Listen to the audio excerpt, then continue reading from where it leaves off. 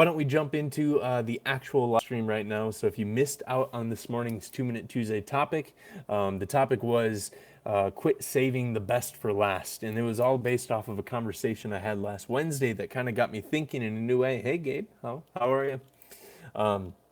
But got me thinking in a way of,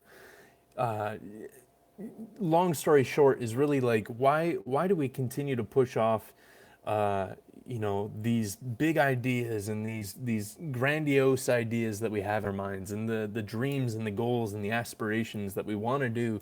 And I think today's comments really dove in deep in a very good way. And I think a lot of it is really based off of this fear. And there's a couple different fears that I think are linked with this.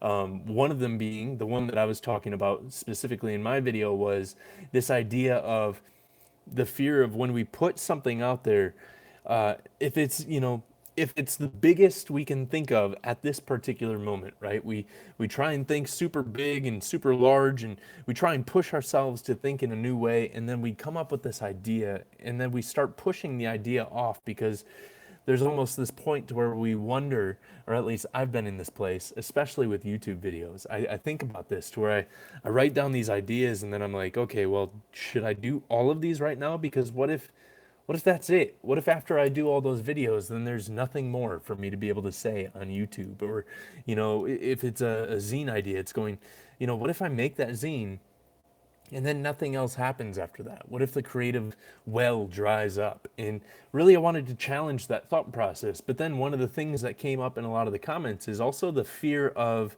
what if I do this big project and then a month later I learn this new thing, or I get a better camera and I could have done the project even better then? And I really want to dive into these topics today and really kind of, just break these things down and really kind of work them out to where hopefully each of us can walk away in a way to where we're no longer paralyzed and just gripped by the fear, but we could start taking moves forward, because I think taking moves on these big ideas is really what's going to unlock so much of our creative potential, our creative inspiration, and just all sorts of different things moving forward. So Steven says, hello, visuals by Mitch here. Hello, welcome. So, wait a second. Your name is Steven, but your visuals by Mitch? I always thought your name was Mitch. every time you every time you comment on one of my things, I'm always like, "Yeah, thanks, Mitch." So, sorry if you're Steven. I apologize for calling you by the wrong name. That's so funny. Or maybe Stephen B is an alias that you have to use on. Yes, it's a long story. That's funny. I love that. I love when names like make no sense, and there's long stories. So that's fantastic. Anyways, I want to kick it off to you guys, and as you guys start chiming in on this stuff, so let me know.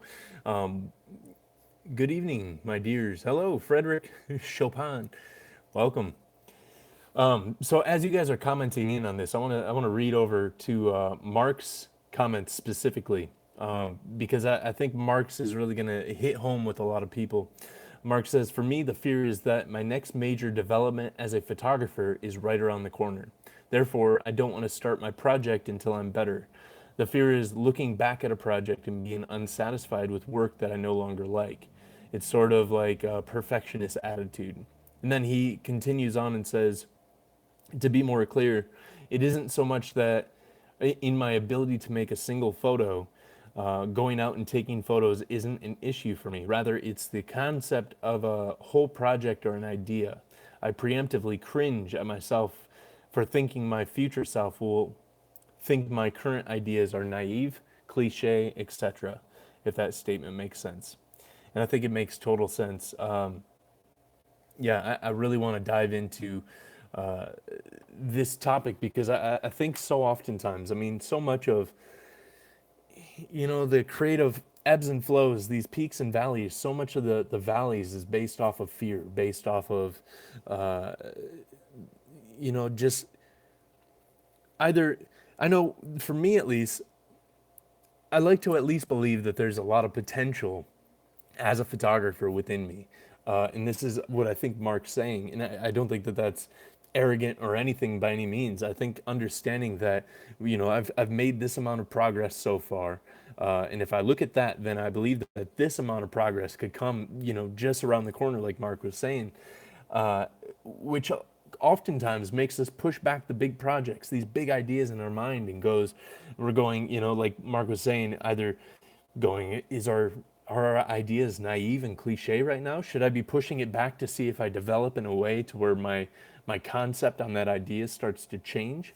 And I kind of want to, before I dive too far into, where my thoughts go with this, I'd love to hear what you guys are thinking.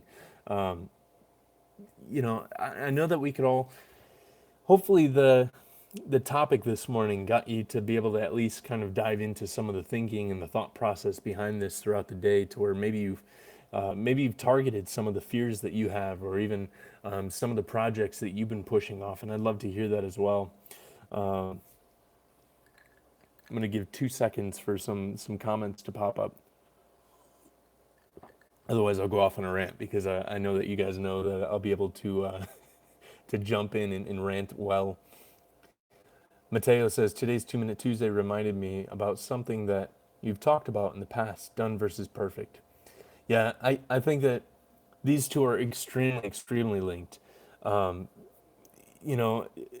It's this idea of, one of the things I was sharing, and Mark and I were kind of going back and forth, and if you're still on here, forgive me. I wasn't trying to lecture you in our comments earlier. I was just trying to get some of my thoughts down, and I was kind of using our conversation as a bit of a notepad for me to be able to kind of record some of my thoughts. That way I didn't lose track of them. So hopefully you didn't feel lectured to earlier. And I should have said that. I was kind of typing them in the middle of conversations that I was having at work. But, like the whole idea of done versus perfect, I think it's us moving forward on these projects, and us, if we talk about getting to the future, if we think about 2 years, 5 years down the line, and then looking back at the projects that we're doing today, these projects that we thought were so large and so great and so, game changing, our fear is we get to that point, we look back, and we're not going to be happy with our work. And one of the things that I was asking Mark is, if we start running down that trail, and we start going, okay, well, what does it look like if I do get 5 years down the line? And what if I am, unpleased with my work from 5 years ago? How much does that actually change? And part of me really thinks that it's actually going in there and doing the work that's going to get us to that place in 5 years. Part of me thinks it's us going and getting to the end of these big projects in our mind, and allowing the inspiration to come in the middle of them, and then being able to assess the situation afterwards. Because if we're always holding off to having the best circumstances, the best gear, the best thought process, the best creative vision, we're always going to be holding off. And it's kind of, I was talking about it back in the video, to where I was talking about the first 100 videos that I made on the channel, and kind of looking back over the last now year. This Saturday will actually be the 1-year anniversary of this channel. Looking back on the last year, when I can't watch my first couple of videos, I look back on those, and I still have a lot of people comment on them, and I still have a lot of people say that even the done versus perfect video, still I get comment after comment after comment each month on the video, and it's still speaking to people. But at the same time, when I look back at it, I've come so far as YouTuber, and looking back on it, I cringe, but at the same time, it still serves its purpose. It still serves the vision and the creative identity that it had to go out and serve. And it took me creating that video before I could ever get to this point, right? It took me taking the first 100 videos before I could make the 105th video that's a little bit better produced than the 100 or the first one, right? And I think actually going out there and doing these projects, despite the fear of getting to the other end and looking back and being, unpleased with our work, I think it's going to happen no matter what. But then again, it could not happen. It could be to the point to where we go, man, sure, it wasn't the greatest thing I ever created, but it was the catalyst that brought me to the next level in my creative career. It was the springboard that brought on the new ideas that linked to this one, and then that linked to this one, and then that linked to this one. And I could go back to my videos. I like talking about this in the video sense, because I've been this year has been one of the most fearful years of my life. I can't tell you how many, like, realize when I say that, and I'd say in a creative sense, fearful years of my life, to where there's so many different times where I'm about to put a video out and I'm like, I have no idea what people are going to think about this. There's some 2 Minute Tuesday topics that I've thrown out that I'm like, this could blow up in my face. I really don't know how people are going to respond to this. Or what if this is too basic? And what if, down the line I look back on it and I'm like, why did I even start the 2 Minute Tuesdays off with that basic of material or anything like this? And yeah, I could see throughout the timeline of the last year how idea sparked idea, and it's just this web to where I can link, one video back to the 4 videos that needed to happen before it, before I even had that idea and that concept, or even had that conversation. A lot of the times, these conversations that we have are a springboard for new ideas to come about. But these conversations wouldn't happen if it wasn't for introducing maybe some basic topics and then allowing them to progress and mature as we're in the middle of the conversation. So I'm going to read through some of you guys' comments that are going on right now. I'd love to hear what you guys are thinking on this whole thing. I really anticipate that this is going to be a great conversation. I think we could get really in depth here, and I hope, I'm going to be trying to think of some of the fears and some of the projects that I've been pushing off that I could share with you guys. I hope that we could have a safe, vulnerable place to be able to kind of wrestle through some of that stuff and maybe hopefully break down some of these strongholds of just fear and thought process to be able to step out on some of these projects. So Pete says, my question, how do you know when you are done? That, uh, Pete, that's a great question, and I think it's different on a lot of different levels. I have a video coming out tomorrow. It's scheduled to go up at noon Eastern Standard, that talks about this idea of the conversation that I have in my artwork. The conversations that I have with the scenes that I'm shooting, the conversations that I have with the pieces that I actually create, the conversations that I have with projects. And for me, it's, everything is really based around conversations. I'm a very conversing, conversational being, and creative in person. And, I thrive off of these kind of interactions. And I like to think of things within conversations as well. And it's something like, when did the conversation happen well? Like, I don't know. That is a good question. I don't want to act like I have an answer for it, because it does change and it is different for each individual circumstance. Excuse me. But I don't know. What do you guys think? When do you guys know when things are done? How do you guys know when you hit a point to where you're like, you know what, that's ready to ship? And is there ever really a done? Uh, you know, Emily and I follow an amazing, amazing artist called Anselm Kiefer. And if you're not familiar with him, you should look him up. He does all sorts of sculptural work, painting. I mean, he does all sorts of mixed media. He's done video, just anything and everything that you can anticipate, he's done. He started off in photography, just an amazing, amazing artist. And he creates extremely large bodies of work, both in size, but then also in breadth of, in depth of work. And he holds this thing to where he's never happy with a piece. He's always adding or subtracting to a piece. And I don't know. I think sometimes there just isn't a done. Sometimes, a piece can be processed, right? So I'd be curious to hear what you guys have to say on that. Michael says, I find it easy to fall into this mindset of, I'll wait until I have this. As film costs money, it's easy to not commit to a project until you feel properly equipped. Yeah, I think, it's so easy for us to start making excuses and really pushing things off because we don't have access to things, or because we don't have money, or because we don't have whatever it might be. And I talked about it maybe last week or the week before. I kind of want to do a video project to where I shoot and compile and build and sell a zine all within one weekend.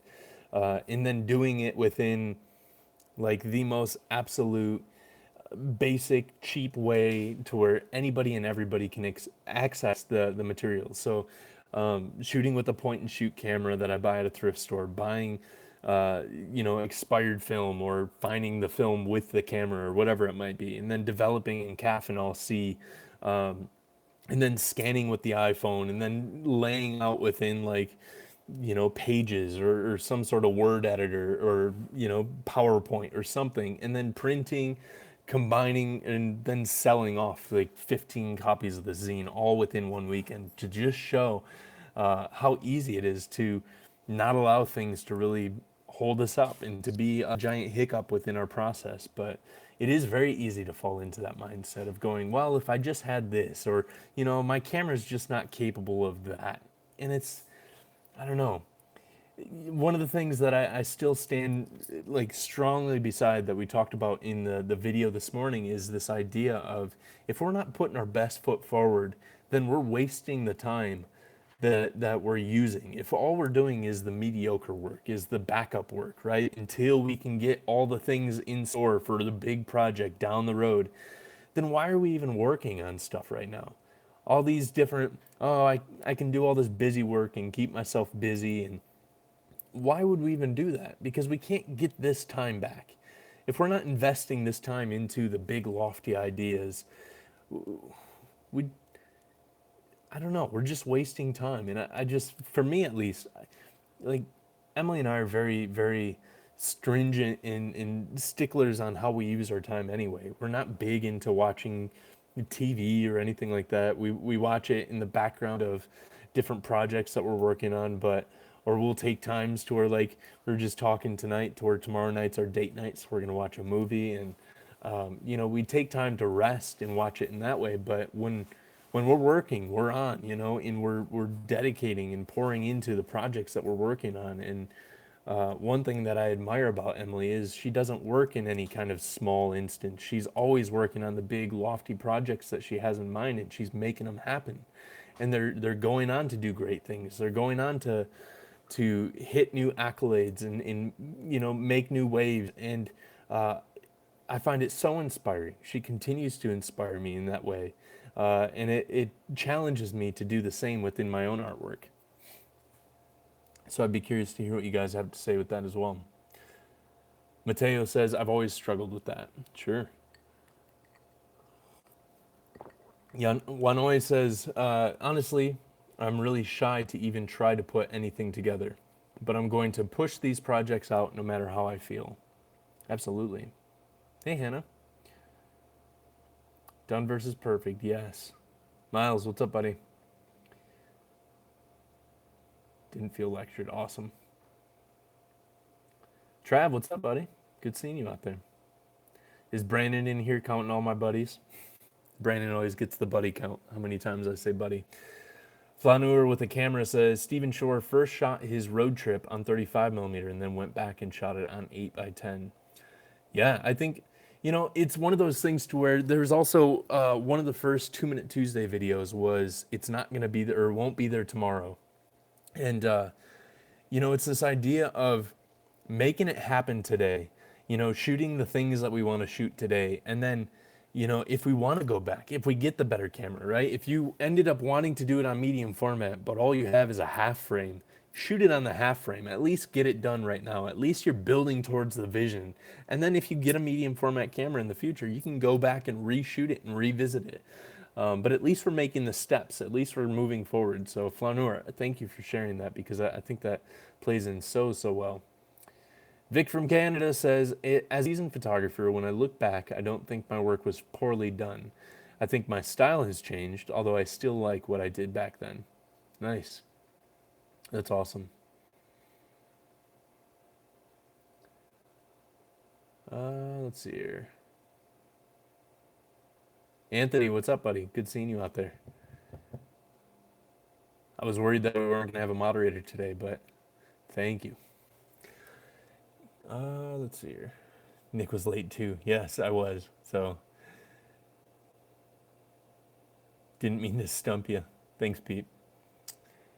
I think if you put a limit on a project, then that should be the goal. But then it comes down to, is it all your best work for the project? See, and that's okay. So Pete, I think you're bringing up a good project. So going back to what Pete originally was asking is when do you know when something is done? When do you know a project is complete? With my zines, one of the things I talk about a lot with my zines is I give myself a specific question to answer.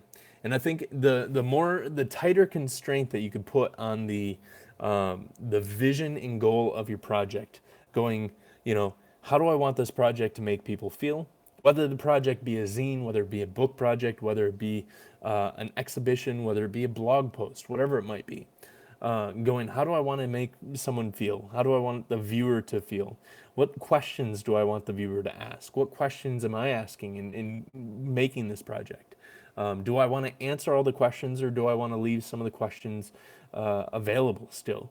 And really coming down on a stringent set of circumstances allows you to choose the work that's going to best serve the questions that you're asking. I talk about it in the zine series about asking a specific question when I make my zines, and then all the photos have to answer that question.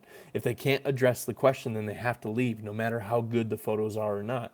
I'm not really one, unless it's a retrospective, but even then, there's still a set of constraints that can happen.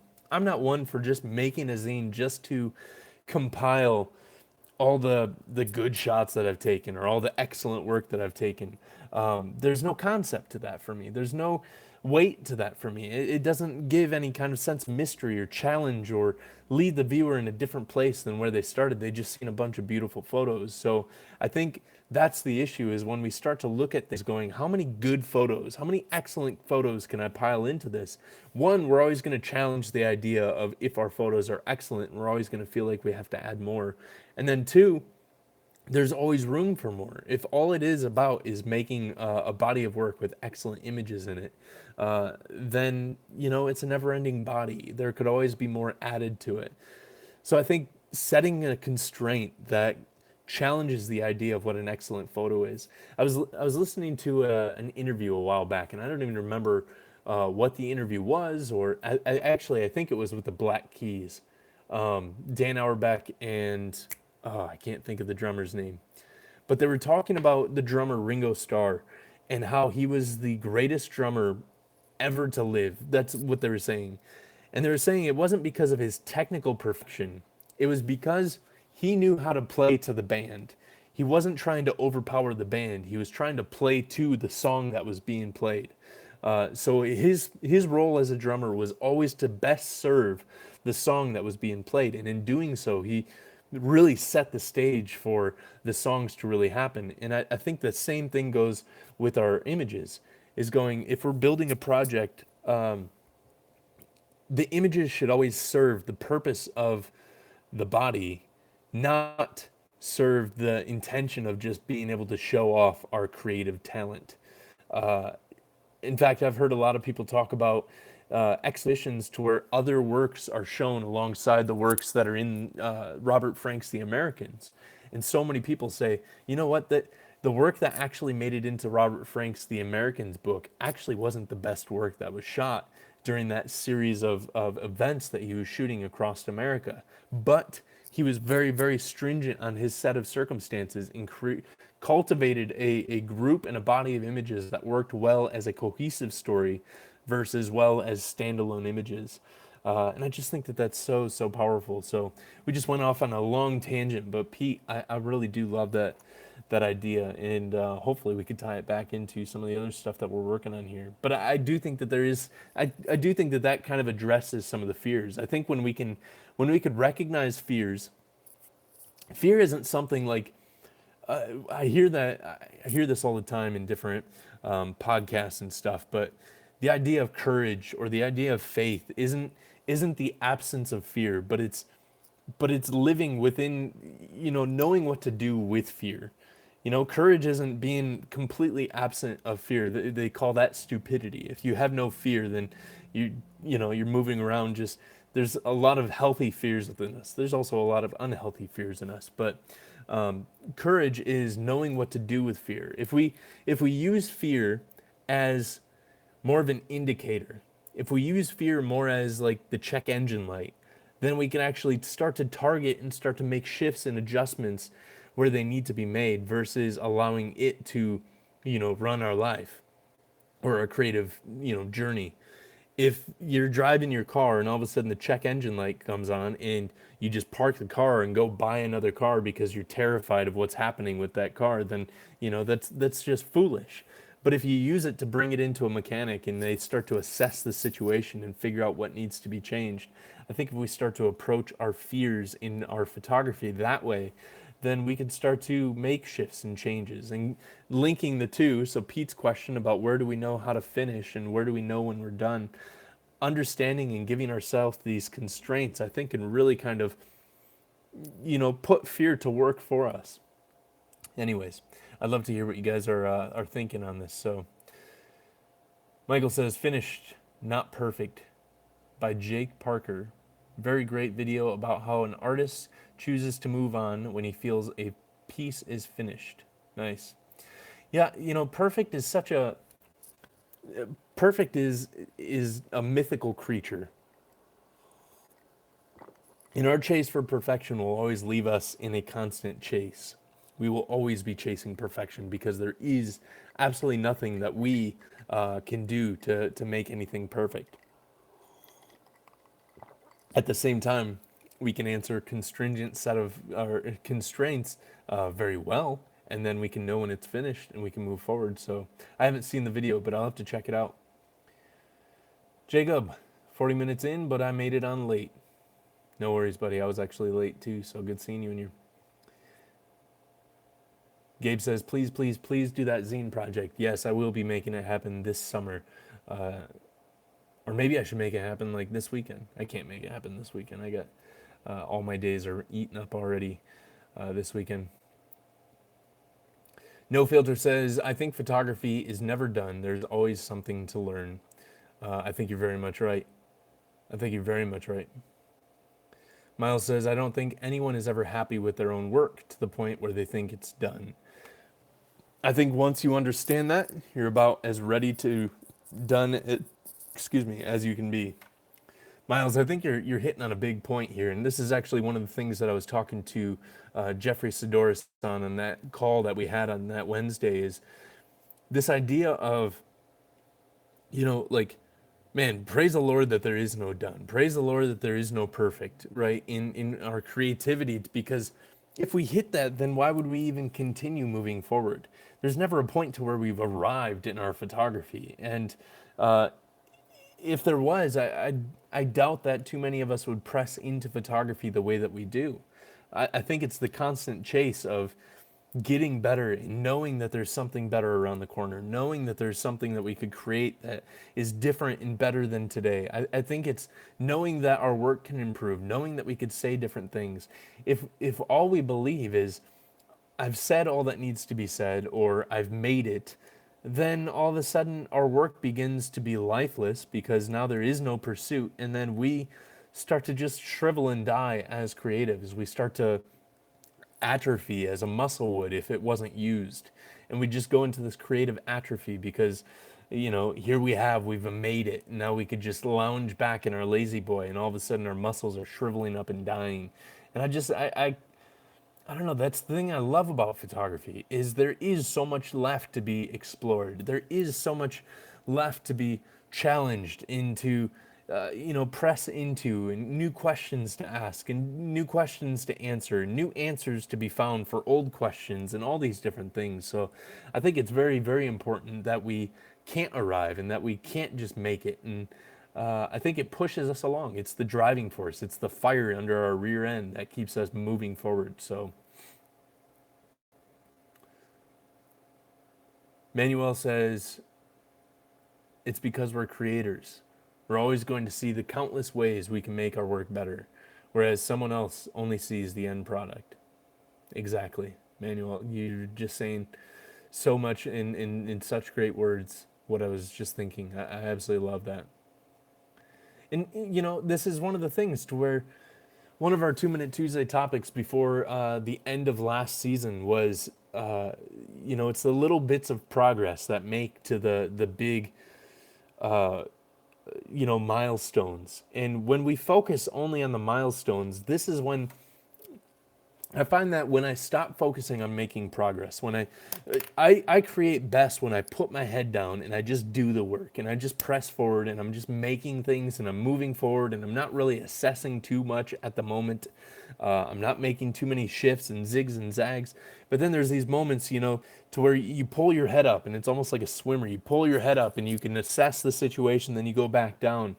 There is these times where you come up for a breath, you look around, you go, okay, am I heading in the right direction? Do I need to tack? Do I need to, jive and go in these different ways? To where if all we're focusing on is the milestone, we're always going to feel like we're so far away.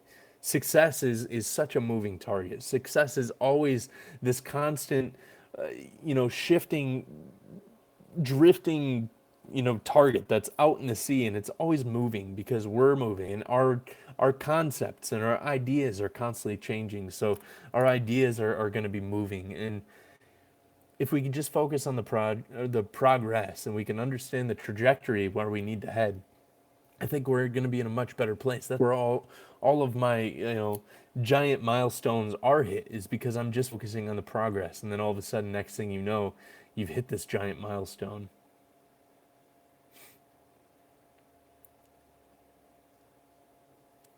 Let's see here. Uneven edits. Hey, good seeing you.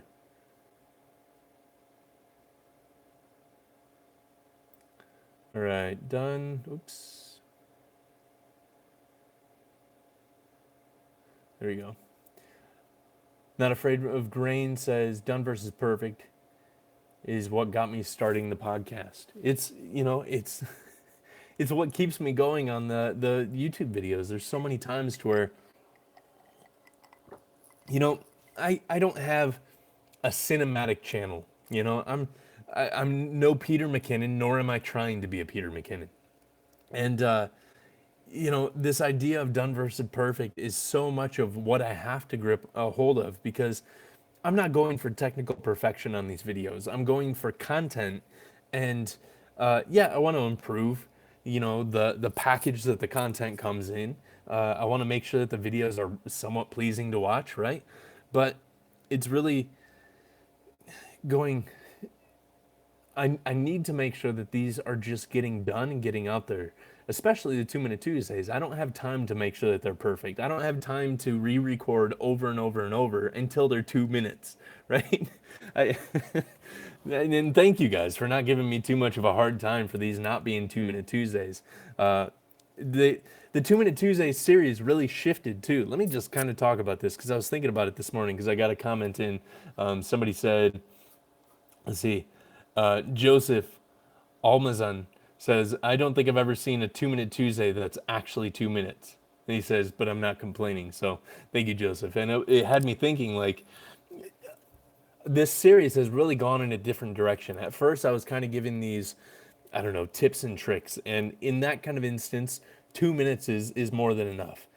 But then we started going, hey, let's start adding a conversation at the end of the day. And let's start diving in deep. And these are the types of conversations that I've wanted to have with the community for so long.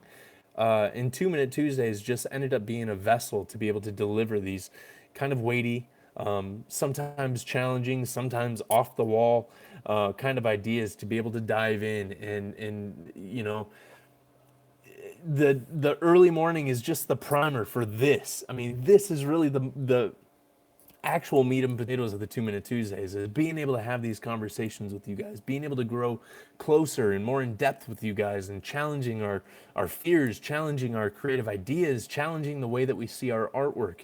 And this kind of stuff isn't for everyone. There's a lot of people that just want to geek out on gear. There's a lot of people that just want to, whatever, and that's fine. That's perfectly fine. But I absolutely love this community that we have around this topic, because around the 2 Minute Tuesday and Nick Exposed, because we are wanting to challenge the way that we're looking at our artwork. We are wanting to go, you know what, maybe there's more to be said within the photos that I'm offering to people. You know what, maybe there's more to be discovered within myself as a creative, and maybe I don't understand all the things that I'm gravitating towards and why. But maybe we can dive into that, and maybe that will unlock something new in me. And I absolutely love that. So I do apologize that these aren't 2 minutes, but done versus perfect. Sometimes they're seven, sometimes they're four. Every once in a while they're two. Not often, but we still roll with them, you know? Let's see here. Uneven Edit says, I really enjoyed the 2 Minute Tuesday this morning. Thank you so much. Jacob says, and I apologize. I'm skipping over you guys' like conversations with each other, but I want to kind of move on, and I know that this time always goes by so quick. We'll probably be on a little bit past 6:30 today because we started a little bit late. It depends on when my phone dies or overheats. Jason says, Hayman, is your full zine series still on your page? There were some parts of it that I couldn't find. Jason, there's a playlist. If you go to the playlist, you go to the How to Make a Zine series. All of the zine videos are in there. And if for whatever reason one of them isn't in there, or there's a specific video you're asking about, let me know afterwards, and I'll shoot the link over to you. And then also, by the way, guys, the InDesign tutorial is coming up. I'm finishing the edit tonight, and it's going up on Friday. So I'm super stoked to be able to bring that to you guys. And then tomorrow, just a kind of little brief intermission. We'll do our little intermission part right now. Tomorrow, the video on our conversations with the work in front of us is coming up. And I will say it's, I think, a 15-minute video. And I go layers deep with the conversations that I have, but hopefully you guys are able to bear with it because I just wanted to put all of my thoughts that I could think of as I was creating or as I was making the video down on video because I just want to be able to reference to that video because it's directed so much of the way that I work and so much of the way that I think about my artwork over the last 9 to 12 months. And you guys know that I reference that kind of thing within these 2 Minute Tuesdays quite often. So to actually have a dedicated video for it, I'm so excited. So two very, very exciting videos coming up tomorrow and Friday. So be on the lookout for those. And then also, if you're enjoying this 2 Minute Tuesday live stream, go ahead and hit the thumbs up button and just let YouTube know that you're enjoying it so that way they can push it out to some more people so that way they can enjoy it, and join the conversation as well. Let's see here. Mr. Synthetic, hey peeps of the internet, and Nick, hello. Does that mean that I'm not included as the peeps in the internet? Let's see here. Jacob says, great 2 Minute Tuesday topic today. Nick, it was an interesting thought to think about. It's always, I've always thought that you should I've always thought that you should just put your best out right away because it doesn't stay that way. Yeah. I don't know. I know I've said it already in the live stream, but I just want to say it again. We give ourselves busy work. And we try and mask our fear with busy work, with just going out and shooting. And I also say there's nothing wrong with just going out and shooting. I try and go out and go out as empty as possible. But then again, it's also going, I want to be conceptualizing different ideas as often as possible and taking a step forward on those. And just noticing fear is what it is. Yeah. Let's see here. Jacob says, I want to share with the people the excitement and positive that surrounds the best with people right away. It allows me to get community feedback to find out if it really is the best. Totally. And, I started on this thought process earlier, and then I think I went off on a different tangent, but the idea of just getting the vehicle moving, and then it's much easier after you get the vehicle moving to be able to make the turns, right? If you're trying to turn your wheel as you're parked, or trying to figure out the course as you're parked, you're not going to be able to tell where all the traffic jams are, where all the closed roads are. The GPS is going to reroute you as you go. You're going to be able to make shifts and changes as you go, but you have to be going in order to know what shifts and changes you need to be making. And that looks like making the best right now, and then And then our the cool thing too is like it should be a natural progression that we're getting to a point where we look back and we know that we could create better work than we've created in the past. Getting to the end of our best right now should give us the platform to be able to think and dream on a whole new level. I don't know that I've always thought that way. Again, it's that fear of if I get to the end of that, maybe it's just a plateau after that. Maybe the creative well dries up. But no, we get to the top of that mountain and we can start to look up and see what the next, peak is that we're supposed to scale. And I just think that it's so, so important that we're taking steps forward on these projects and really pushing ourselves into these things to be able to make shifts, make adjustments, and everything. Michael says, really appreciate how much you take inspiration from other art forms. Music appears to influence your work a lot. It does, which is very interesting because as of this point, I'm no musician. I wish I was. I don't know. There's probably, if you guys can see, there's a ukulele right here. There's a bunch of guitars back here. We have instruments all over the place. I have a harmonica. I was going to try and pick up playing keys this year. I was going to borrow my dad's keyboard and start trying to learn that. But as of right now, I have no musical knowledge. But at the same time, I can understand the way that music breaks down, and I can start to see and think based off of some of the songs that I know and love. And music plays a big, big part of it. And it goes back to, one of the things I love thinking back on is I used to sit down. I mean, I've always had just a love for blues. I remember my dad had this cassette tape briefcase, and you open the briefcase up, and it just had just rows and rows of cassettes. And there was Muddy Waters, John Lee Hooker, BB King. Obviously, I had so many different BB King cassettes that I'd listen to. I mean, so many of these guys. And then there was also stand-up comedy routines like dang it, I can't think of his name right now. Anyways, there was a bunch of stand up. There was Robin Williams stand up community or comedy and stuff like that. And I think these things, just sitting and playing these tapes over and over from A side to B side to A side to B side, and just wearing these tapes out.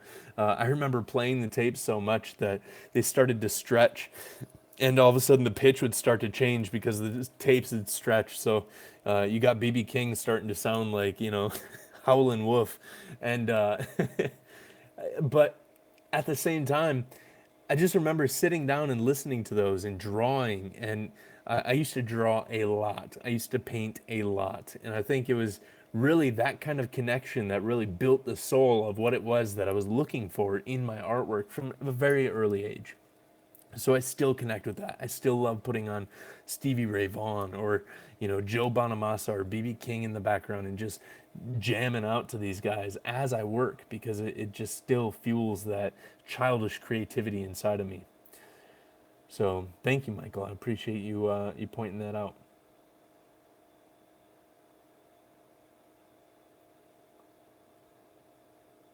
Gabe says, Michael, I love that too, and it's something I want to incorporate into my work more as well.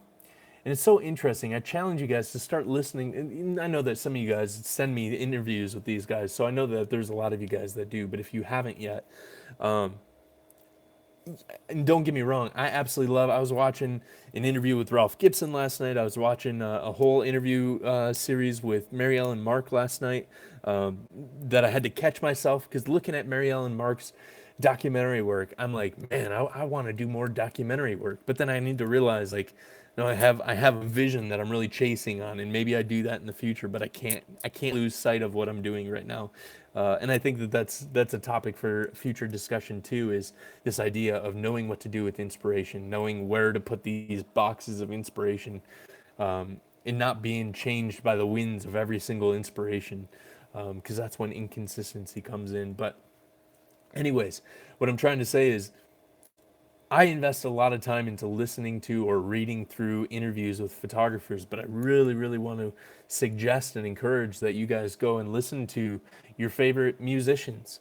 Watch documentaries on your favorite musicians. If you're big into classical, start watching documentaries on Debussy. Start watching documentaries on Chopin, and just get in deep with these kind of thought processes and see where the parallels are within their work, their thought process, their music theory, their art theory. Think, actually, I want to make a video. I might even record it tonight just because I'm thinking about it. But about 10 different YouTube channels that are art related but not photography related specifically that I think you guys should be checking out. And there's a lot of like the Met, the MoMA, the National Portrait Gallery, uh, Pompidou.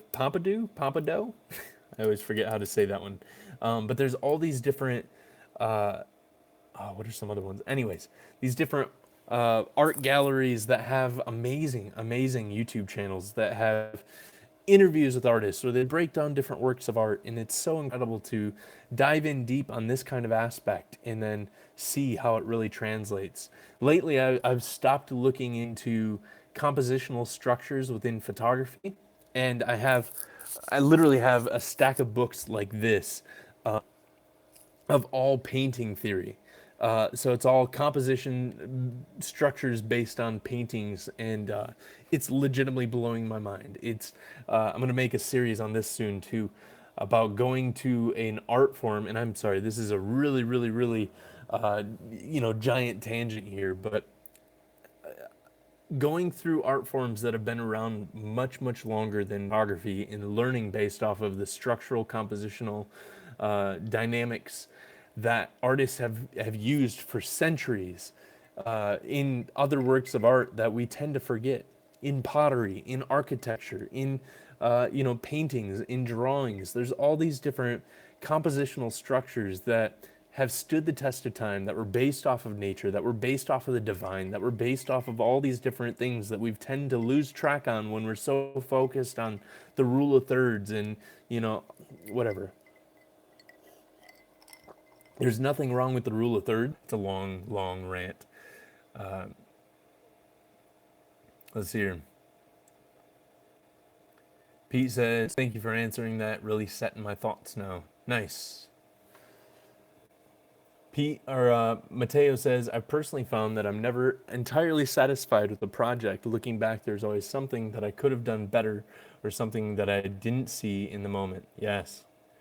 As Pete said, I think giving yourself some sort of deadline is a great way to know when a project is done completely. Fear is the places that we experience the fears in our creative passions and our creative desires are actually the places that we should be pressing into. These are the things that are trying to hold us back, but really kind of gripping onto it. And we're only terrified by the things that are going to make us grow, right? The things that we don't understand, and we don't understand the things that we're uncomfortable with. And I think it's very important that we press into those things. So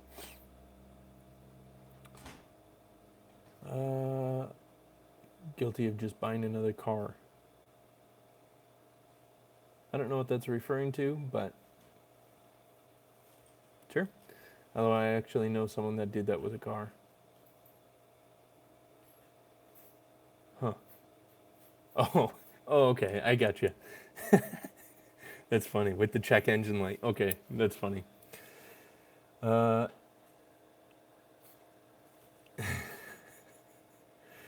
That's funny. A lot of you guys sold off your cars because of different things. I've done it too in the past now that I think about it.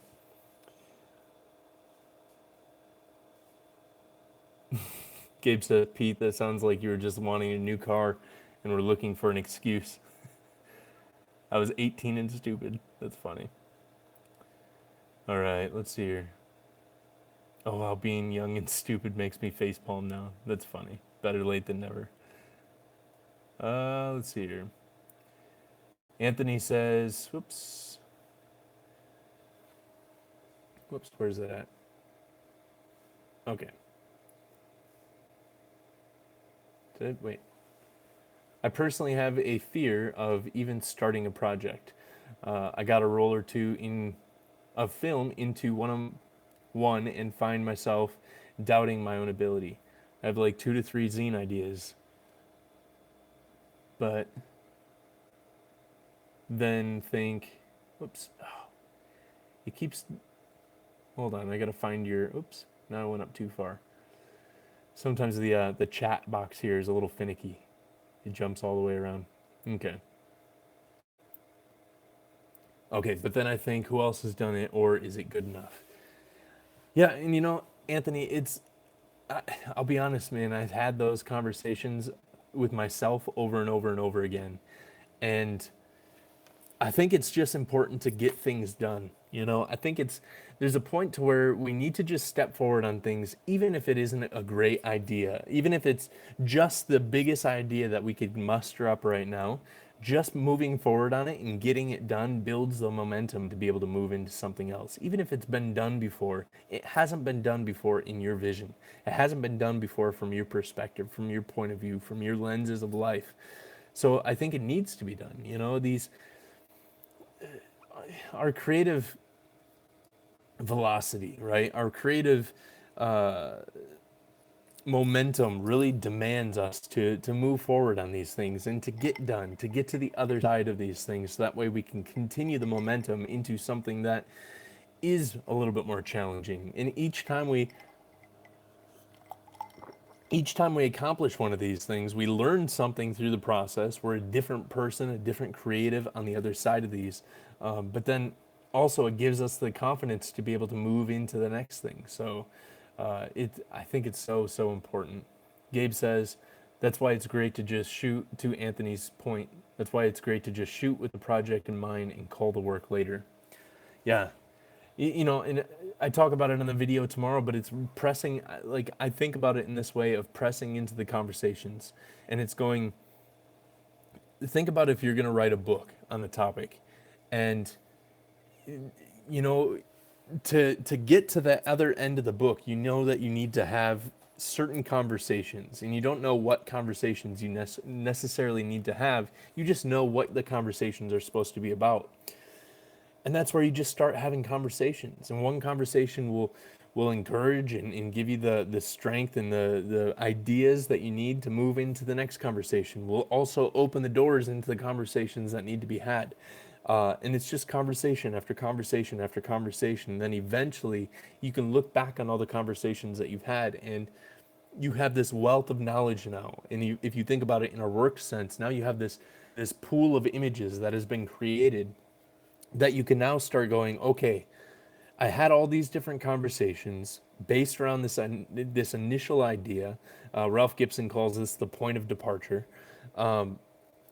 Now you go, okay, what's the number one thing that is coinciding across the entire thing? What's the one trope that ended up surfacing across the entire platform? What's the number one theme? And then you could start to hone in on things, and you could really work. And again, it's after getting the car moving that we make those shifts. We have the point of departure, and now we just kind of steer the ship after that.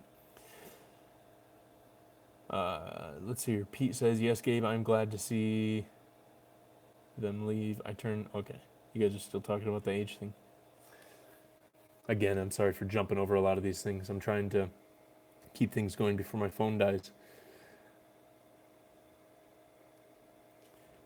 J-Dev says, your videos are fantastic. I get so much from them. Your insight, effort really shows up and helped me grow. Awesome, man. I thank you for that. That's really encouraging to hear. It is, I don't make these kind of videos or try and have these live streams to try and act like I have it all figured out. I'm no expert, but at the same time, I want to be vulnerable and kind of wrestle through this stuff with you guys. And the only thing that I have going for me is I'm very intentional with my thought process. I think deeply on things, and I think you guys recognize that by now. So there is a lot of time that I've spent thinking through these things, and all I have to offer is the thought processes, or at least the wrestles that I've already gone through that I can hand to you guys. But I really do appreciate that, because talking about a big fear is this 2 Minute Tuesday series, season 1, season 2, it never fails that there's these ideas that I have that I want to put out there, and I constantly worry, like, man, are people gonna hear this properly? Are people going to receive this properly? Are they gonna misunderstand me? And there's a sense of being vulnerable to where you have to be okay with people misunderstanding you. It's gonna happen. Not everyone's gonna understand what I'm saying, and I have to be okay with that. because otherwise I'm going to start holding back and I'm going to start pulling the reins back on vulnerability, and then we're not going to be able to have these types of conversations. We're not going to be able to pull or push this far into these kind of conversations. So, uh, it's difficult sometimes. You put the video out. This morning's video I recorded on Sunday. I got to start recording my videos on Sunday now because I have to be in early on Monday and then early on Tuesday to work. So I don't have the evenings Monday or Tuesday to be able to work on stuff. But I made it on Sunday, and then all yesterday, and then all today, even after it was posting, I started second guessing myself. Well, should I record a different topic? Should I put something else out there? And it just happens. We all go through this idea of the fear of rejection, the fear of what if that was a stupid idea, fear of what if I'm naive, what if I'm the only one who's experiencing this. But even if it is, again, that's another place where I can be vulnerable, is going, even if it flops, then at least I could be vulnerable in front of you guys and go, well, I had a video that flopped and I don't always have the best ideas or whatever it might be. So it's just really kind of putting them out there and then getting the conversation at least started, and then we can go in the different directions. So this conversation, I've taken a lot of turns in this one. So it just happens naturally. Miles says, Anthony, just go for it, man. If it's only you judging it, you have nothing to worry about. And once you see it printed, you'll want to share it. I agree. Let's see here. J Deb says, I didn't start photography until I was 51. I'm 53 now. I painted prior and gave all my stuff to my son. $5,000 worth of stuff. Of painting? Wow. But I always find it interesting when when somebody comes over from painting into photography. It just seems like, and I find the same thing with graphic design. A lot of the times I'll find that guys that I gravitate towards. So Jay Maisel, Joel Meyerowitz, who else was it? I think Duano may have done design beforehand. But there's these guys that I gravitate towards, and then all of a sudden I find out that they came from a background in graphic design, and it's like, it makes so much sense. That's why I'm gravitating towards them. And I feel like some of these guys that have different backgrounds in things, think about skateboarders. When skateboarders come into photography, not that it's same across the board, but there's always kind of a similar soul within the work that really kind of emerges because of the background in the history that they have with skateboarding. I feel the same thing about painters. Anybody who was painting for so long comes into photography with a certain set of ideologies in things from painting, which isn't a bad thing by any means. I think it's a beautiful thing. And then they start to approach photography through a language that they had before and prior. And I think that is a big thing about it. It's approaching it from this set of language that we have in these given talents beforehand. Excuse me. So that's awesome. Hannah says, I've learned so very much from your videos, Nick. You give such an amazing insight for an incredible art form.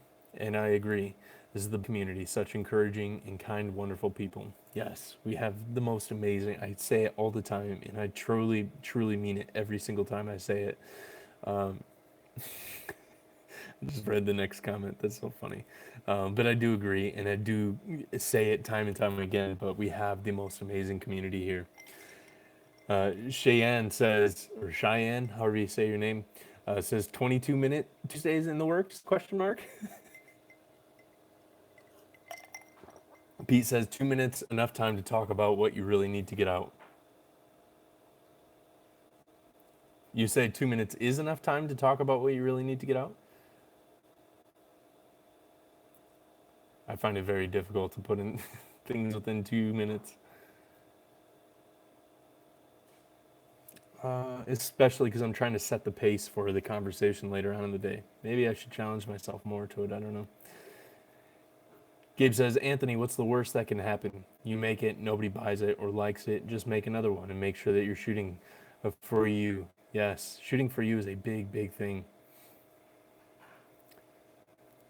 Gabe says, Nick, on the not so 2 Minute Tuesday thing, I appreciate the authenticity of your not allowing the format to dictate your direction. Thank you, buddy. And it's funny because that's actually topics that we've talked about in the past, right? Not being constrained by anything apart from what we want ourselves to be constrained on. So I guess I'm just living out what I've been teaching the entire time. I have considered like what would it look like to change the name of 2 Minute Tuesday, but we've built such a culture around 2 Minute Tuesday that changing the name would just feel kind of weird right now.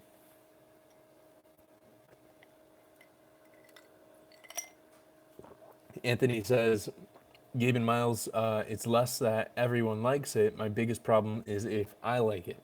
I overthink the quality of my photos. Also, whoops. Also can never find a solid theme in my photos. Yeah. Anthony, I completely understand what you mean. It's how long, Anthony, how long have you been shooting for? I remember, if I remember right, you said that you've only been shooting for a little bit.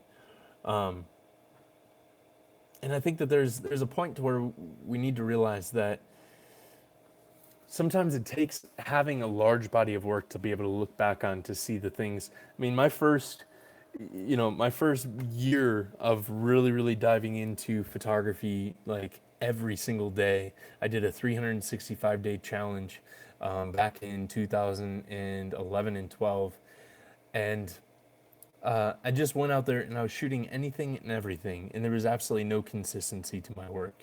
And then as the year continued to go on, I started, and actually when I look back now, I want to do a video on this to where I look back at some of the work that I was creating back then, and there's still a lot of things that I'm gravitating towards today. And it was getting to the end of that and being able to look back on things and seeing what are the things that in this giant pool of images that I've created that I'm actually pretty happy about, that I'm actually pretty excited about, that are actually still continuing to have conversation with me. And then that directed my work moving forward. So sometimes I think it is just like Gabe says, getting out there and shooting. Gabe says, shoot and shoot a lot. You'll discover what you like and what you don't. Collect the stuff that you do together. I think it's huge. I remember I started doing, so this is back in 2016, mid of 2016. I wasn't really putting too many projects together at that point. And I started doing some print exchanges with people, and I printed out a bunch of work, and I was going to do 3 prints for each person that I did an exchange with. So I printed out just all my favorite images that I had taken over the last couple of months of then, and I was sprawling them out over the kitchen table, and I was just like, okay, let's see what 3 images could actually go together. And it was actually there that I started thinking in projects, because I started to see what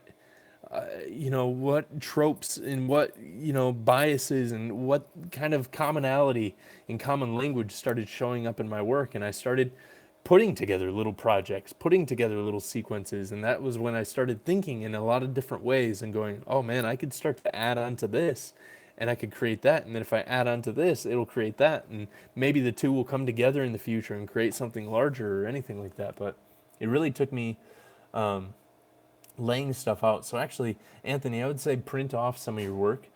Print off 15 or 20 of your photos, your favorite photos, and then put them on the floor and just see what happens. Start putting stuff together that you think would actually kind of speak to each other. And then, not necessarily throw out anything, but kind of move away anything that doesn't necessarily speak to anything else, and see what arises, see what happens, see what turns up. I guarantee you there's a common theme running through your work.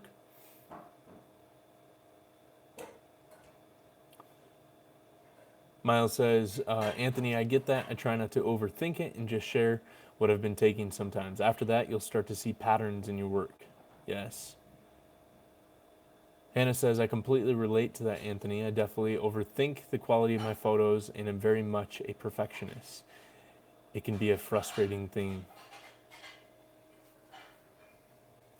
And that's, again, this is part of where I think getting to a point where we are at least thinking in, maybe it's just one project that we're trying to build. I think it gives us a goal that's more than just, being thrilled with single images. There's, I don't know. Again, we go back up to the conversation that we were talking about earlier about when is done or when is perfect, and we're chasing after this idea of what a perfect image could be, because we want the affirmation of people. We anticipate and enjoy the affirmation of people, or we want the affirmation of ourselves, and that's not a bad thing either. But we start thinking through and we start trying to come up with what we think is the absolute best and the absolute most amazing. And it's not about that. I think when we think in projects, it gives us kind of a clear and concise goal. I think being able to define goals, even though, like I said, success is a moving target, we can have goals based off of kind of the trajectory of success that we know of right now, to where we can try and achieve those goals. Maybe I'll make a small little postcard series that has 5 images in it. That's something easy and something that I can create and start to be happy with, because I could set up clear, concise boundaries for it, and then see. Will, welcome. First time watching. Good seeing you. But we can see where we've come and we can put something together that we can be proud of, at least right now. And like I said, it will push us into the next level of our photography. It will push us into the next place where we're thinking, and maybe we look back on it and we're not happy with it anymore. But that's a good thing too. Looking back on our work and not being happy with it means that we've progressed in whatever way, that we've matured within our creative vision, within our creative thought process. And that's a good thing as well. It's a win-win no matter way.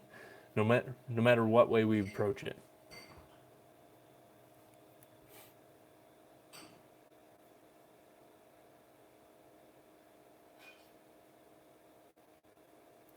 Gabe says, get to the end of what you like in your stuff and keep going. Yeah. It's huge. This is awesome. Yeah.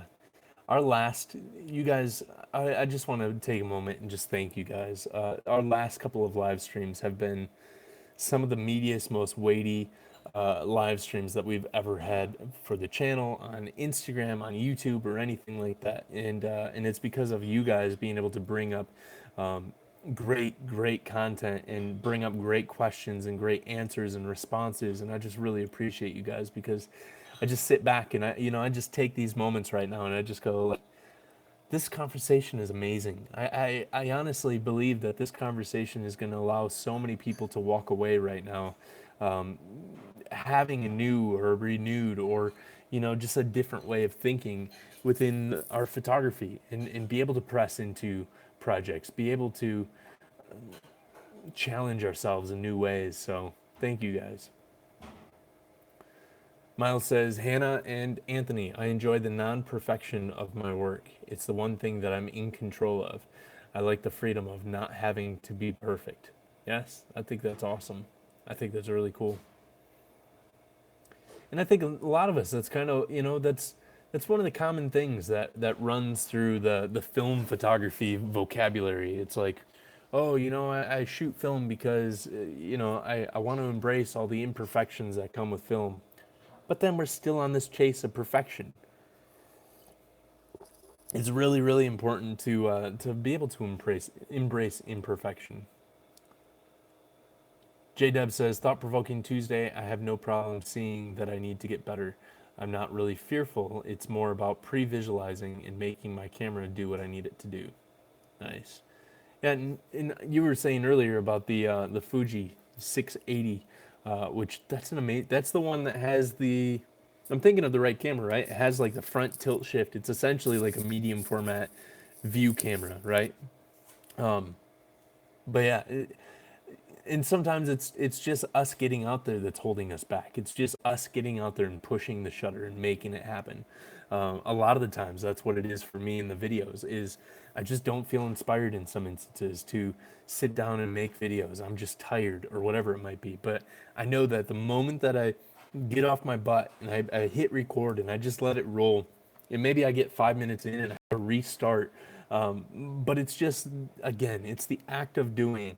that gets us the momentum and moves us forward. So sometimes it is just getting out there and looking at the scene and going, okay, this may or may not be the best shot that I'm going to take, but pressing the shutter and just getting it done and then making the adjustments after that. So Hannah says, that's great. J-Deb says, I can make paint and beeswax do whatever I needed it to. Nice. Let's see here. Anthony says, Hannah, Gabe, and Miles, thanks for the advice, guys. I'll keep you updated. Nice. Ezekiel, hello. Lauer Lupo? Loop? However you say your name. Hello, welcome. Glad you're here. Jacob says, need to mail out zines, so I'll talk to you later. If anyone wants to DM me on Instagram. Nice, see you, buddy. Gabe says, Anthony and Hannah, one of the things I'm doing right now is shooting an image of my 4-year-old son every day. The freedom of knowing that I'll have another image tomorrow is great. Nice. I think that's one of the things that's great about pressing into things that we see on a daily basis. I think that's the not that it's necessarily just a training ground, but I think that it can be a great training ground. I think that that's also one of the most important bodies of work that you'll ever create as well, is documenting your family, is taking pictures of your loved ones.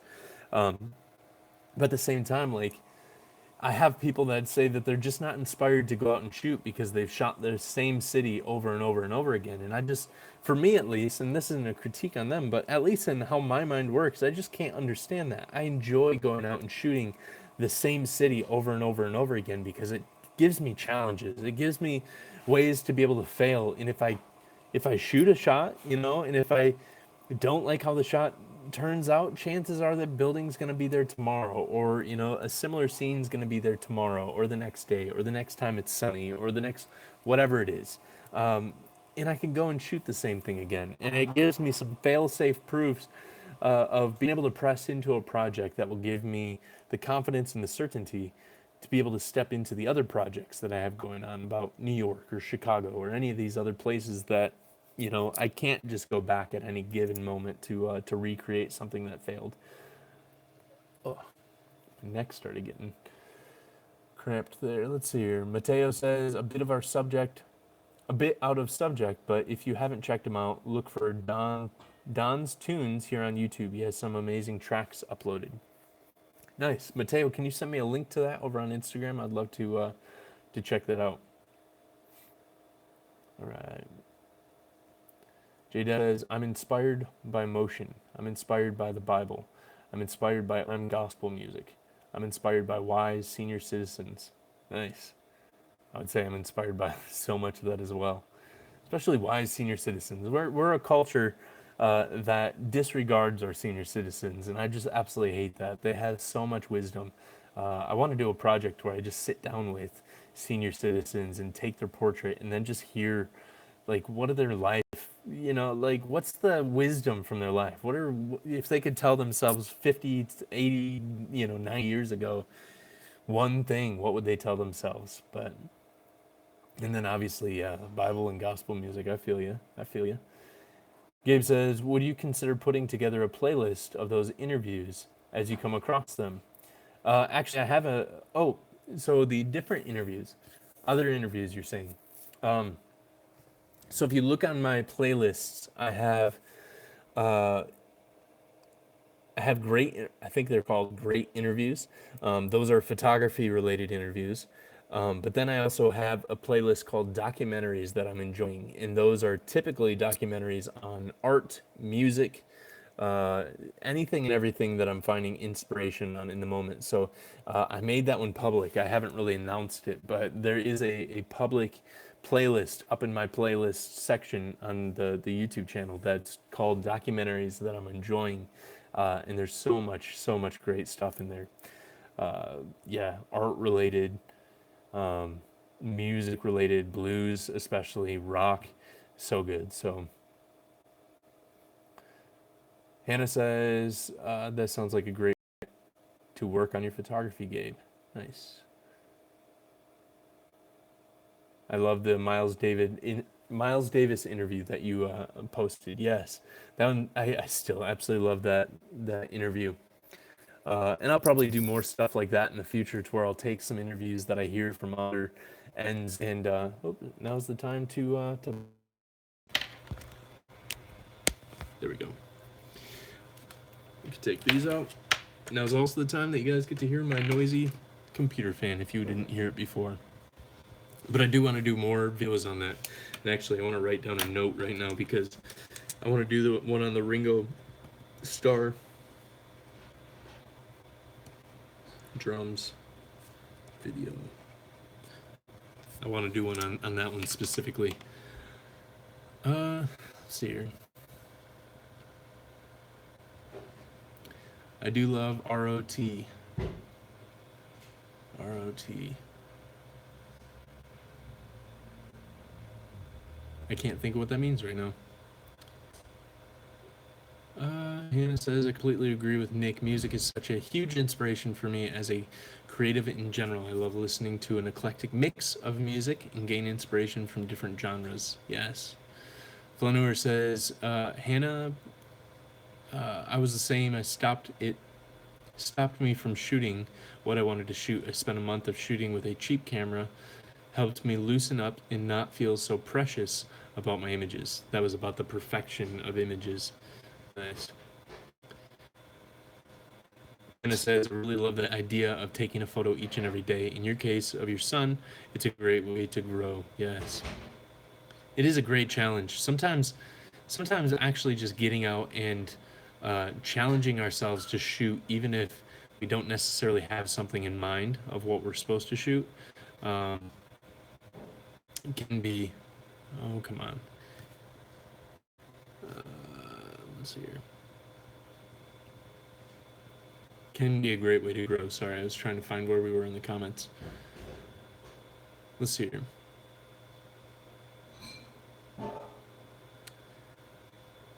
Where's the frequency?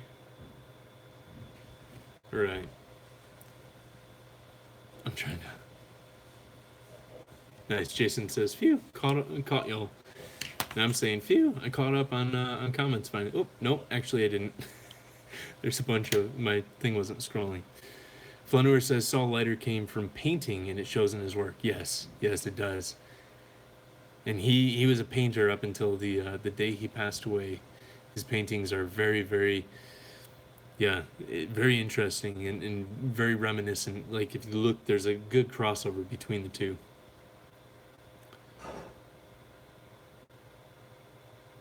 All right. Anthony says, you've been shooting for about a year now, serious shooting.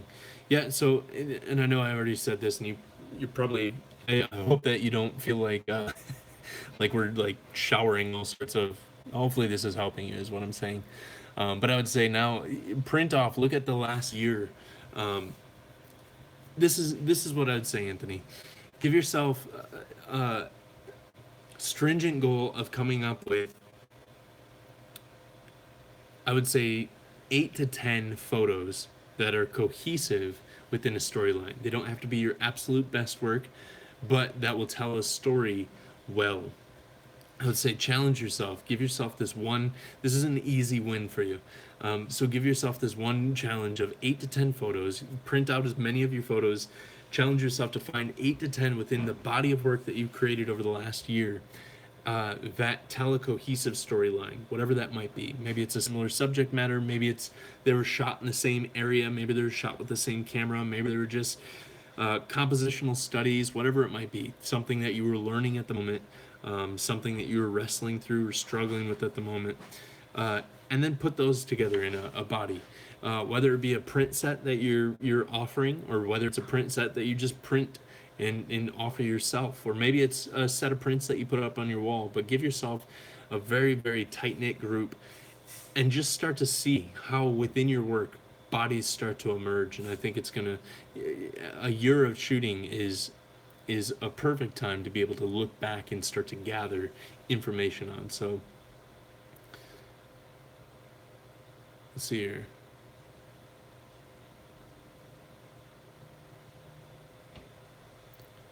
Great instruction for Anthony, yes.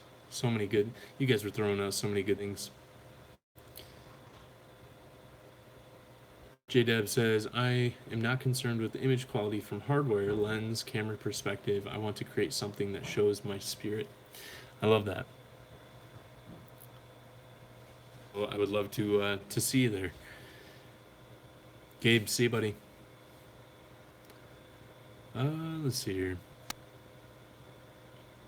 Manuel says, I have the same thoughts on bulk loading. Film slows you down, yeah, but I wasn't taking as many risks when I wasn't sure about my metering and framing.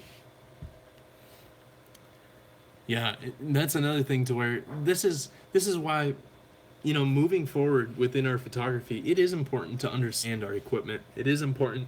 When I learned how to Sunny 16, and I don't hit it every time, but consistency is much better than what it was originally. I'm not slowing down to check my meter. I'm not second guessing myself. I'm just out there shooting, and it allows me to challenge myself more. Learning my equipment and mastering my equipment. Not that I've mastered it yet, but on the chase and the trajectory of mastering my equipment uh, is important only as to open up the possibilities and the flexibility for me to challenge myself and to create new things and to be able to work at a rate that allows me to challenge myself and create the work that I want to create. So it's huge. Miles says, I'm going to have to head on out. See you guys next week and speak to some of you guys on Instagram before then. See you, buddy. Thanks for adding in and just joining in and putting your 2 cents in on the conversation. You've been a big help in this whole conversation, so thank you. Will says, how do you guys keep motivated? Sometimes we encounter a dead end within our creativity. Well, it's difficult. I've been really kind of trying to address this because I hit dead ends quite often within my work.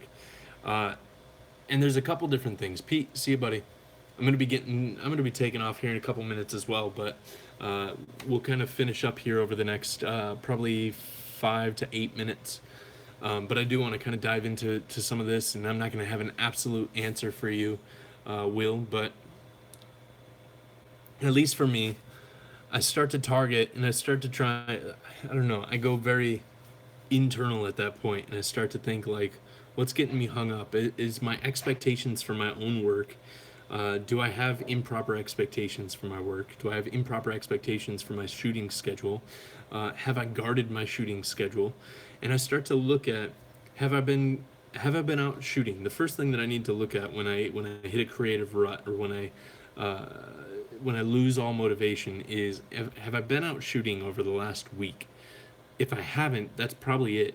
Is I'm too focused on the work that I had created, and I'm not focused on the work that I want, or that I am creating, or I'm too focused on the work that I want to create, and again I build up this lofty idea in my head that feels too far off, and I feel like I don't have the right amount of whatever for it.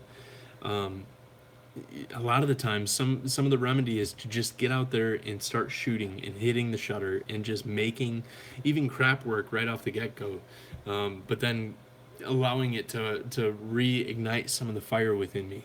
All it takes is one image to really re-spark an interest or give me a point of departure to really dive down. And then other times it's going, I've been looking at the work of the masters, or I've been listening to too many interviews, or looking at other people's work far too much, and I realize that I need to pull back. Other times it's just going, I'm just physically exhausted, and I need to take a week off and literally just not do anything creatively, YouTube-wise, or anything like that.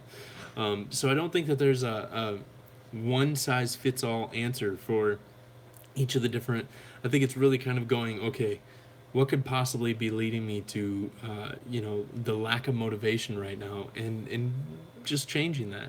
But I always, not always, but if I'm aware enough, I need to start thinking, going, have I been shooting lately? And if I haven't, then I need to get out shooting. And that typically 9 times, well, I'd say 7 times out of 10, that's the answer that I needed.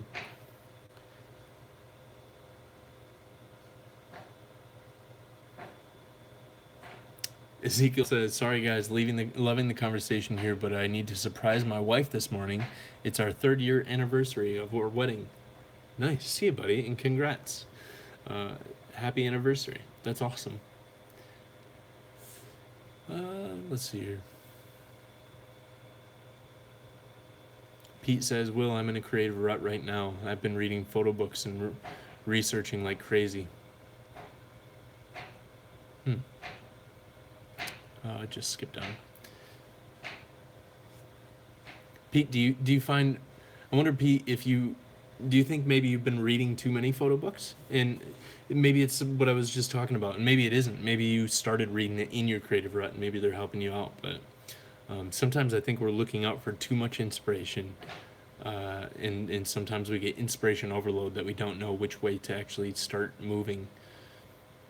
Nose 821 is there's always something new in the same city. It's very pretentious to say that it's boring or ask why the same city over and over. Duano photographed very close to his house for a long time. Yes. A lot of the masters, if you look at guys, had created amazing, amazing bodies of work right in their own backyard. Your playlist is really creative. Awesome.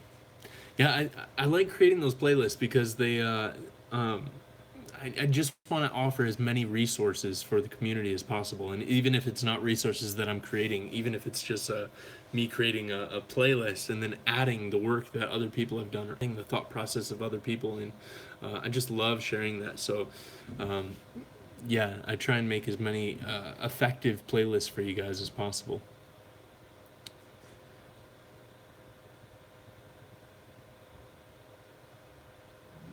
JDev says, "I can send you a quiet PC fan, no charge. I have a ton of them.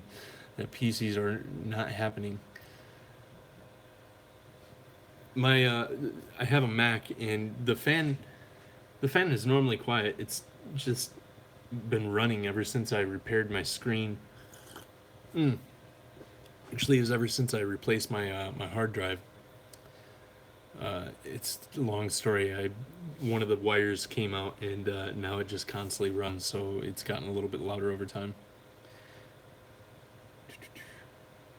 Manuel says, "Nose 821. Yep, I love to travel, but I'm very drawn to my own, character to him and just beauty to him, and I absolutely love that."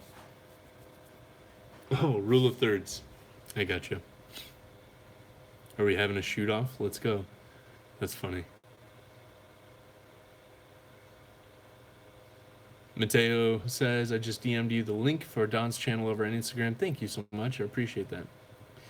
Hannah says, "This has been another incredible TMT live stream to get involved with and learn from. There's such a fantastic community of photographers here, and I love learning from you all." Yes, I do as well. DM me, Nick. Let me know if you all want to do a theme project or challenge. I'm excited.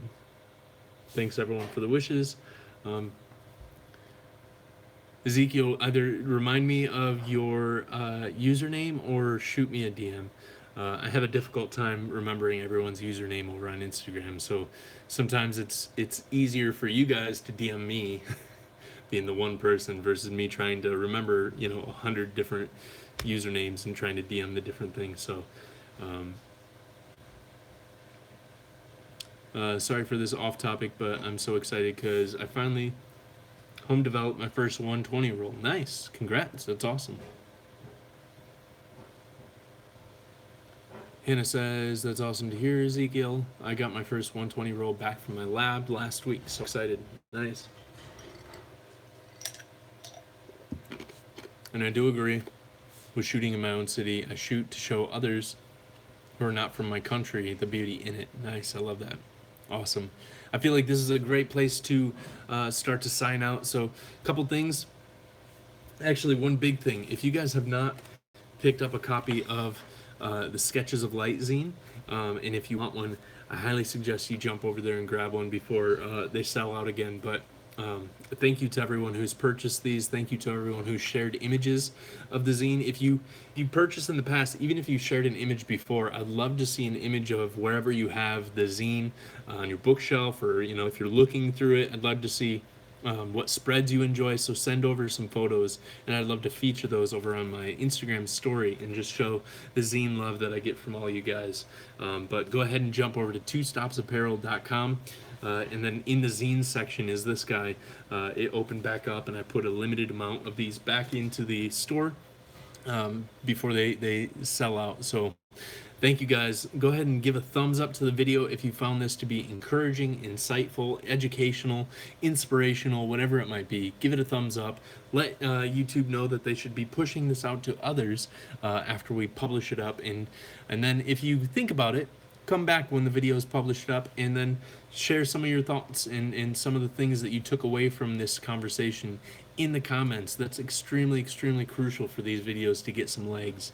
They're a little bit larger, in lengthwise, but I think it's important to get these out in front of everyone else because these are conversations that are just worth being had and are just so encouraging. I'm encouraged. I walk away challenged by these.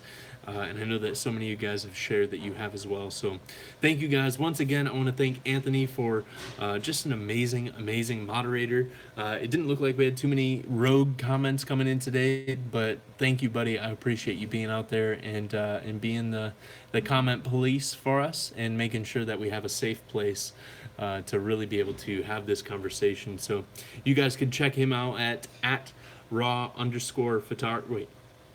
At raw_film_photography, right? I believe it's that. I don't have normally I have my notes section up on the screen, and I don't have it up here today because, like I said, I wasn't too prepared coming into to this one because of being late. But thank you guys. I love you guys. Sorry, I can't. If I go into any more of these things, I'll start running on for quite some time. Yes, raw_film_photography. Thank you, Anthony. Appreciate you. You do a fantastic job. It's been such an amazing, amazing privilege to have you as our guest moderator this month. I think next week is the last week. But anyways, I appreciate you. Everyone needs to go over, check him out, give him a huge thumbs up over on Instagram, a huge thank you. And awesome. Somebody just bought a zine. So whoever that was, thank you guys. I appreciate that. And I will see you guys on the next episode. By the way, go check out the videos that go up tomorrow and then on Friday. Once again, the conversation video comes up tomorrow. I look forward to putting this video out there. It shares so much of the way that I think about my photography, the way that I think about my processing and sequencing. And then on Friday, the zine editing and design video goes up, and I think that there's some good nuggets in there for you guys, and I make it as simple as hopefully as humanly possible to enter into InDesign with no prior knowledge and be able to come away with a beautiful working zine at the end of it. So I hope that you guys find that resourceful and encouraging as well. But I will see you guys on the next episode. See you guys tomorrow, and then see you guys next week on the live stream. And until then, go and push yourselves. 2 stops. Peace.